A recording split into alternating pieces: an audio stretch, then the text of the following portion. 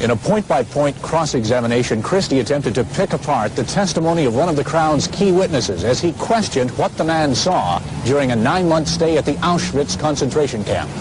On the stand for the second day, 56-year-old Arnold Friedman told the court how he watched columns of prisoners march toward the Auschwitz crematorium.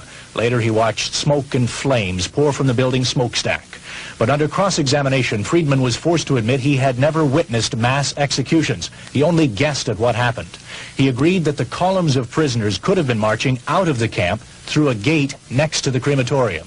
Christie is out to prove that Zundel has reason to question the widely accepted beliefs about the Holocaust. He suggested to Friedman that many of the bodies burned at Auschwitz were those of Jews who died of disease and starvation. The Crown's expert witness, Dr. Raul Hilberg, was back on the stand today, where he was called to defend many of the conclusions he's made on the Holocaust during 40 years of research.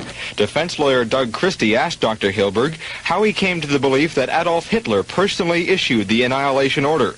The doctor replied, Hitler's order was verbal, and thus no one knows the correct wording. It's one of the gaps in history, Hilberg said. Mr. Christie then asked for one single scientific report indicating that there were gas chambers. Dr. Hilberg said he didn't know of one. A recognized expert on the Holocaust today admitted there is no single report that shows the existence of gas chambers in Nazi concentration camps. Dr. Raul Hilberg was testifying for the third day at the trial of Ernst Zundel. Christie, was there a report that anyone was gassed? Hilberg, there's no single report about gas chambers. I can't swear there's correspondence to prove it. There were more allegations that Allied soldiers tortured Germans whose statements were then used in war crimes trials. Mr. Zundel's lawyer claimed that expert witness Dr. Raul Hilberg had published a book on the Holocaust using material from a former Auschwitz commandant who had been beaten and whipped. Dr. Hilberg defended this use, saying that this particular man was an important witness. Rudolf Verba, an escapee from Auschwitz, has testified with uncanny precision about what went on in the death camp. Today, the lawyer for Ernst Zundel tested that memory. Doug Christie challenged a memoir that Verba wrote in 1964, which said, among other things, that Auschwitz had a killing capacity of 12,000 a day. This is twice what Verba had reported to authorities after his escape in 1944. Verba admitted that incidents in the book were dramatized. He called it an artistic picture of an event. Doug Christie read from Verba's 1964 death camp memoirs called I Cannot Forgive.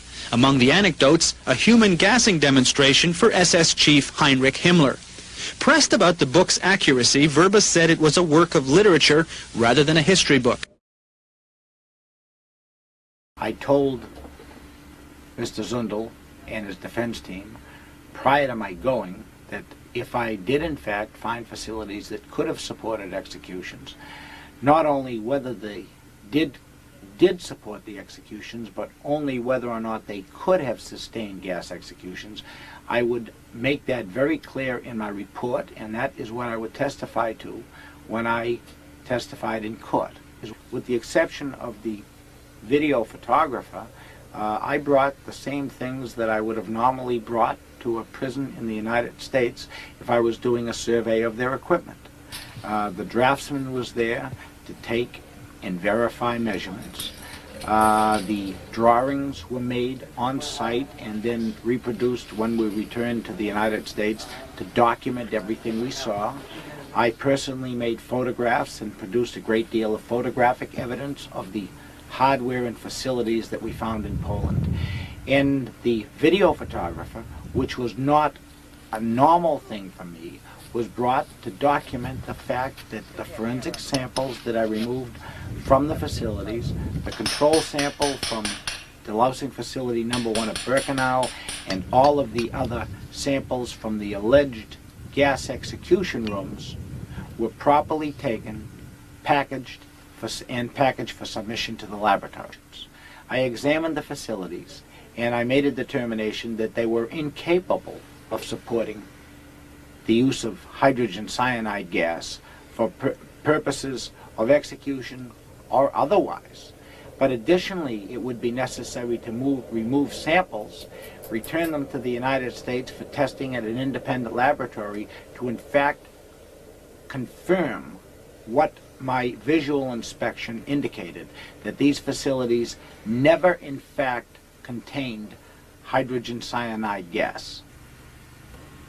What aside from the samples convinced you that these facilities could not have been used then or now as execution facilities? The samples in my mind were mainly corroborative. The reasons that I determined that these facilities were not or never could have been gas execution facilities are stated in my report. And it mainly is concerned with the design and fabrication of these facilities. The requirements necessary in the design of a facility that contains a highly explosive and highly poisonous gas. You must have gasketed doors, no windows, means of getting the gas in, means of getting the gas out, something for heating the gas and the air to constantly keep the right temperature, explosion-proof switches, lighting facilities, etc. None of these ever existed. We're talking about brick and mortar buildings without heat, with non-explosion proof lighting, without gasketed doors, in some cases without doors at all, and with crematories that opened very close or adjacent to the facility. If these facilities were used for gas execution facilities, if those persons operating the facilities didn't gas themselves to death at the same time that the executees died, they certainly would have been blown to bits when the gas exploded from a spark arc in a switch, the heat of a light bulb, or the gas approaching and getting into the crematory furnace. I mean, it's just ludicrous to consider that these facilities could have been used as gas chambers. Well, we all know from reading the newspapers and watching TV that there's many Holocaust survivors who say that they actually saw gassings. They describe them in minute detail, which relative it was they lost, down to the color of the corpses and the color of the smoke coming out of the chimney. How do you respond to these people? Well, one of the things that was necessary for me to do, Kirk, at the outset, so I'd have an understanding of what I was doing, was read the literature and alleged eyewitness reports, so I could make a determination of the protocol, which, that's a fancy word that we use in terms of executions for determining for what the actual procedure is for the execution. And I found through these investigations that there is no such a thing as an eyewitness. I have never seen a report that was written by anyone who had a valid description of what could have happened at a gassing. So the long and the short of it is, there are no eyewitnesses because there were no gassings.